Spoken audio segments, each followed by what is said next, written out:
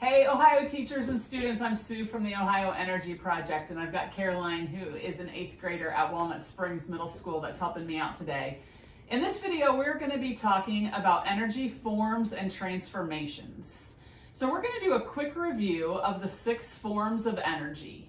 So we've got them down here on the table. Caroline's going to show you an example of them as we go through them. So the first one is radiant energy. Radiant energy is electromagnetic energy that travels in waves.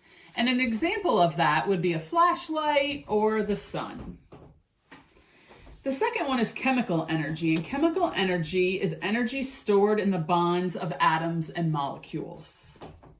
Example of that would be a battery.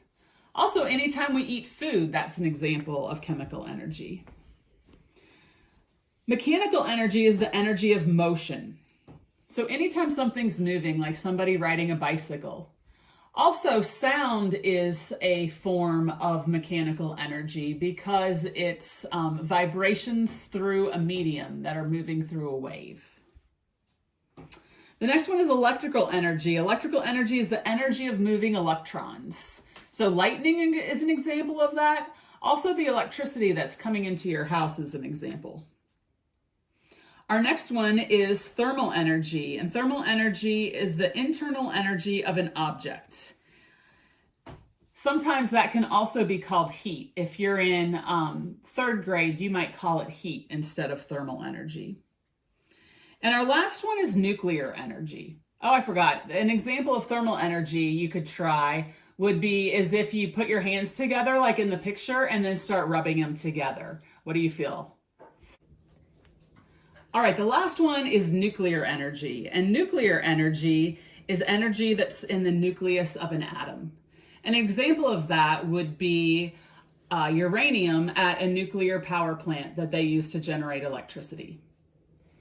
All right, now when we talk about the forms of energy, one thing that's important to remember is the law of conservation of energy. And that law says that energy cannot be created or destroyed, it only changes form. So we're going to look at some different toys, and we're going to build some energy transformation equations looking at the different forms of energy. So we can get rid of these. All right, we're going to start with what we call a no battery flashlight. So when I start to squeeze this, you can see the light. Maybe if you want to do a close-up, you can see the magnet spinning. Some copper wires in there. All right, so as we start to talk about building this equation, we're going to start with the hand crank. And that is motion, so we're going to start here with mechanical energy. And that mechanical energy with the magnet and the copper wire is transformed into electrical energy. And then that electrical energy, once those electrons start to move, it powers our light bulb. Which our light bulb is, so with the electrical energy is transformed into radiant energy, which is the light. But also, we heard something, didn't we? There was a sound. So that's a form of mechanical energy, which we'll put the sound out there. And if I did this long enough, we would eventually generate some thermal energy. So there's our transformation equation for the no battery flashlight. All right, the second toy that we're going to try is, we've got some solar toys. So we've got a solar cricket, and then we've got our little British folks. So we're going to imagine that our light here is the sun. I'll keep holding it on there. And on the back of the cricket and on the front of the 2 little people is a solar cell. All right, so let's look at what our transformation equation is for this. So we've got our radiant energy from the sun,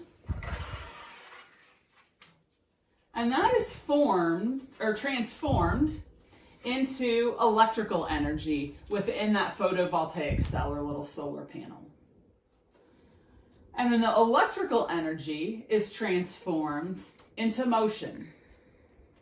But also, there was some sound, and if we did it long enough, eventually some heat as well. Fantastic. All right, for our last one, we are going to try this battery-powered car. So go ahead and turn it on, Caroline.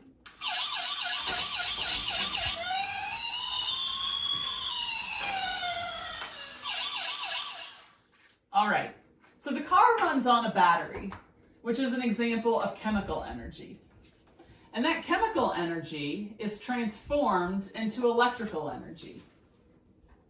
Then the electrical energy is transformed into several different kinds of energy, one of them being mechanical because the car was moving, but also it had some sound. It also had light, so that's radiant energy. And just like all the others, if we let it run long enough, the wheels would have gotten hot, so there would have been some thermal energy as well. So thanks for staying tuned to our energy transformations video. Pick some different things around your house and come up with your own energy transformation equations. Thanks for watching.